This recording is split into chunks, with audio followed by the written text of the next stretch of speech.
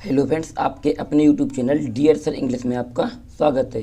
तो आज के इस वीडियो में हम बहुत ही आसान तरीके से प्रेजेंट इंडेफिनिट टेंस के वाक्यों का ट्रांसलेशन करना सीखेंगे। यदि आपको भी प्रेजेंट इंडेफिनिट टेंस के वाक्यों का ट्रांसलेशन करना नहीं आता है तो इस वीडियो को शुरू से लेकर अंत तक जरूर देखें। यदि आप इस वीडियो को शुरू से लेकर अंत तक देख लेते हैं तो हम इस बात की गारंटी देते हैं कि आपको कभी भी प्रेजेंट इंडेफिनिट टेंस के वाक्यों का ट्रांसलेशन करने में किसी भी प्रकार की कोई भी प्रॉब्लम नहीं जाएगी। तब चलिए हम अपने इस वाक्य को अंग्रेजी में ट्रांसलेशन कर लेते हैं। जैसे हमारा वाक्य दिया गया है, राम घर जाता है, तो इसके लिए एक छोटा सा फॉर्मूला होता है। यदि आप उसको समझ लेते हैं तो आप किसी भी वाक्य को बिल्कुल आसानी से ट्रांसलेशन कर लोगे। तो इसमें क्या होता है, एक नंबर पे हम किसकी लिखते हैं, यानी कि एक नंबर पे लिखते हैं कर्ता, क्या लिखते हैं, कर्ता लिखते हैं। फिर दो नंबर पे क्या लिखते हैं, मुख्य क्रिया, यहाँ पर मुख्य, यहाँ पर क्रिया, क्या लिखते हैं दो नंबर पे, मुख्य क्रिया। और यदि कर्ता एक वचन हो तो उसमें क्या करते हैं, एस या ईएस का प्रयोग करते हैं, यानी मुख्य क्रिया में एस या ईएस का प्रयोग करते हैं यदि कर्ता एक वचन हो तब। फिर तीन नंबर पे किसकी लिखते हैं हम, तीन नंबर पे क्या लिखते हैं, कर्म लिखते हैं। और यहाँ पर चार नंबर पे अन्य शब्द, क्या लिखते हैं, अन्य, और यहाँ पर शब्द।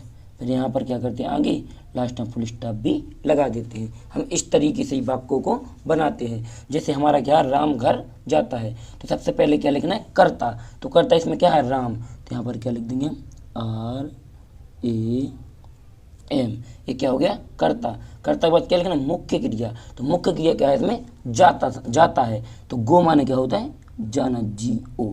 अब क्या करना है हमको, मुख्य क्रिया में एस या एस का प्रयोग करना है। जब कब करना है, जब कर्ता एक वचन हो। तो राम क्या है, एक वचन है, तो यहाँ पर क्या करते हैं, ES का प्रयोग करेंगे, ES। हम आपको बता दें कि सिर्फ गो में ही ES का प्रयोग होता है, अन्य सभी में क्या होता है, एस का प्रयोग किया जाता है। जहाँ पर गो लगा हो और कर्ता एक वचन हो तो वहाँ पर क्या होता है, ES का प्रयोग किया जाता है मुख्य क्रिया में। फिर इसके बाद क्या लिखेंगे हम, मुख्य क्रिया के बाद क्या लिखेंगे, कर्म लिखना है तीन नंबर पे। तो कर्म क्या है, घर, तो यहाँ पर आएगा टू होम, HOME। फिर इसके बाद क्या आएगा, कर्म के बाद क्या है ना, अन्य शब्द। तो अन्य शब्द इस वाक्य में नहीं दिया गया है। फिर इसके बाद क्या है ना, फुल स्टॉप, तो यहाँ पर हम लगा देंगे फुल स्टॉप। तो हमारा वाक्य किस तरीके से बना, Ram goes to home, Ram घर जाता है। अब जैसे मान लीजिए हमारा दूसरा सेंटेंस दिया गया है, क्या दिया गया है, तुम पानी पीते हो। तो सबसे पहले क्या आना है, कर्ता आना है। तो कर्ता क्या है, तुम, तो यू माने क्या होता है, तुम, YOU, यू माने क्या होता है, तुम। इसके बाद क्या आना है, इसके बाद आना है मुख्य क्रिया। मुख्य क्रिया क्या है, पीते हो। तो यहाँ पर क्या आएगा, ड्रिंक माने होता है पीना, DRINK। ड्रिंक माने क्या होता है, पीते थे, यानी कि पीते हो। फिर इसके बाद क्या आना है, एस या ES का प्रयोग। तो हमने बताया था आपको, यदि कर्ता एक वचन हो तब हम एस या ES का प्रयोग करते हैं। तो यहाँ पर तुम क्या है, बहुवचन करता है, इसीलिए इसमें एस या ES का प्रयोग नहीं होगा। फिर इसके बाद क्या आना है, कर्म आना है। तो कर्म क्या है, यहाँ पर पानी, तो वाटर माना होता है पानी, WATER। यहाँ पर क्या है, अन्य शब्द, अन्य शब्द इस वाक्य में नहीं दिए गए हैं। तो क्या करेंगे, हम फुल स्टॉप लगा देंगे और ये हमारा वाक्य पूरा हो गया। तो ये किस तरीके से बना, यू ड्रिंक वाटर, तुम पानी पीते हो। फिर इसके बाद क्या आना है, यहाँ पर तीसरा वाक्य। तीसरा वाक्य हमारा क्या दिया गया है, श्याम फूल तोड़ता है। तो इसमें सबसे पहले क्या आएगा, कर्ता। तो कर्ता क्या है, श्याम, तो SHYAM, ये क्या हो गया, श्याम। फिर क्या आना है, मुख्य क्रिया। तो मुख्य क्रिया क्या है, तोड़ते हो, तो यानी कि तोड़ता है। तो क्या आएगा, मुख्य क्रिया की, तोड़ना की क्या होता है, प्लक, PLUCK।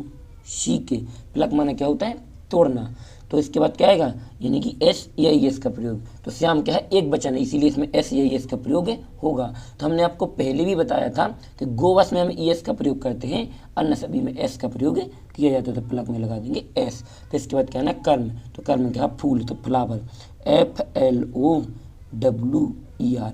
यहाँ पर अन्य शब्द इस वाक्य में नहीं दिए गए हैं। अन्य शब्द होता है जैसे कल, परसों या आने वाला, ऐसे शब्द होते हैं तो क्या होते हैं, अन्य शब्द होते हैं। इनके बाद क्या है ना, फुल स्टॉप, तो यहाँ पर लगा देंगे फुल स्टॉप। तो किस तरीके से बना, श्याम प्लस फ्लावर, श्याम फूल तोड़ता है और ये हमारे वाक्य बन गए हैं। यदि आपको यह वाक्य अच्छे से समझ में आ गए हों तो वीडियो को लाइक और चैनल को सब्सक्राइब तुरंत ही कर दें। और अब हम इसके बाद नकारात्मक वाक्य बनाना भी सीख लेंगे। यहाँ पर देखते हैं ये हमारे नकारात्मक वाक्य हैं। क्या है? नकारात्मक वाक्य, जिसे हम निगेटिव सेंटेंस भी कहते हैं। जैसे मान लीजिए आपको ऐसा सेंटेंस दे दिया जाए, मोहन पत्र नहीं लिखता है। ये क्या थे? यानी सीधे सीधे थे। इसमें क्या है? नहीं का प्रयोग किया गया है। और जिन वाक्यों में नहीं का प्रयोग किया जाता है वो क्या कहलाते हैं? नकारात्मक वाक्य कहलाते हैं, यानी कि निगेटिव सेंटेंस कहलाते हैं। तो इनको बनाने के लिए एक अलग फॉर्मूला होता है, आप यहाँ पर देख लीजिए। इनको हम किस तरीके से बनाते हैं? सबसे पहले हम लिखते हैं कर्ता। किसको लिखते हैं? कर्ता को लिखते हैं। कर्ता के बाद क्या लिखते हैं? डू या डज, DOES। तो एक वचन कर्ता के साथ क्या लिखते हैं? डज का प्रयोग करते हैं और बहुवचन कर्ता के साथ डू का प्रयोग करते हैं। फिर इसके बाद क्या लिखते हैं? नोट लिखते हैं। फिर इसके बाद क्या लिखते हैं? मुख्य क्रिया। यहाँ पर मुख्य क्रिया। अब मुख्य क्रिया में ना तो यहाँ एस लगता है ना ES लगता है, चाहे वो एक वचन हो चाहे वो बहुवचन हो, क्योंकि ये क्या है? निगेटिव सेंटेंस है। फिर इसके बाद क्या आता है? कर्म लिख देते हैं। यदि अन्य शब्द हो तो यहाँ पर अन्य शब्द, नहीं तो क्या होता है? फुल स्टॉप लगा देते हैं। तो यहाँ पर देख लीजिए, सबसे पहले क्या लिखना है? यहाँ पर जैसे हमारा वाक्य है मोहन पत्र नहीं लिखता है, तो सबसे पहले इसमें क्या आना है? कर्ता। तो कर्ता क्या है इसमें? मोहन। तो यहाँ पर लिखेंगे MOHAN। ये क्या लिख गया? सबसे पहले कर्ता। फिर क्या आना है? डू या डज। तो हमने आपको बताया है एक वचन कर्ता में डज और बहुवचन कर्ता में डू। तो मोहन क्या है? एक वचन कर्ता, इसीलिए किसका प्रयोग होगा? डज का। तो यहाँ पर आएगा DOES। इसे हम हेल्पिंग वर्ब भी कहते हैं। इसके बाद क्या आना है? नोट। तो यहाँ पर क्या करेंगे? NOT, note. नोट मीन्स क्या होता है? नहीं। ये नोट आ गया। फिर इसके बाद क्या है? मुख्य क्रिया। तो मुख्य क्रिया इसमें क्या है? लिखता है। तो राइट माने होता है लिखना, WRITE। राइट माने क्या होता है? लिखता है या लिखती है, कुछ भी होता है, यानी कि लिखना होता है राइट माने। फिर मुख्य क्रिया के बाद क्या है? कर्म। तो कर्म क्या है इसमें? पत्र। तो क्या है? Letter, LETTER। फिर इसके बाद अन्य शब्द। तो अन्य शब्द इस वाक्य में नहीं दिए गए हैं। यहाँ पर क्या आएगा? फुल स्टॉप भी आ जाएगा। तो किस तरीके से बना?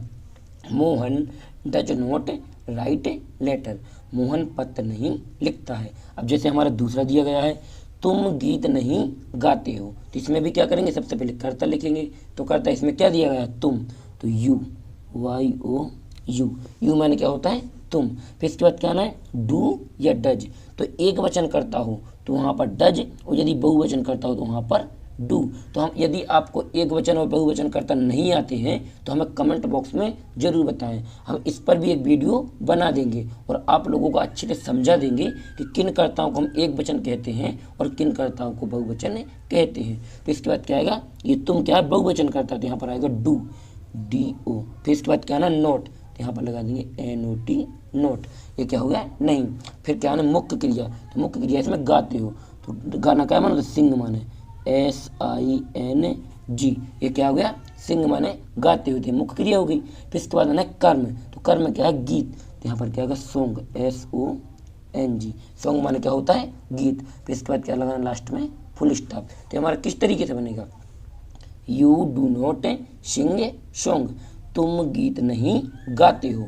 अब जो हमारा तीसरा सेंटेंस दिया गया है, इसको बनाकर आपको कमेंट बॉक्स में बताना है कि इसमें डू नॉट लगेगा या डज नॉट, यानी कि डू लगेगा या डज लगेगा। यदि आप इस वाक्य को बनाकर कमेंट बॉक्स में बता देंगे तो हम समझ जाएंगे कि आपको ये सेंटेंस आने लगे हैं। और यदि ये वीडियो पसंद आए तो वीडियो को लाइक और चैनल को सब्सक्राइब करना बिल्कुल ना भूलें, जिससे आने वाले हमारे और वीडियो सबसे पहले आप लोगों तक पहुंच सके।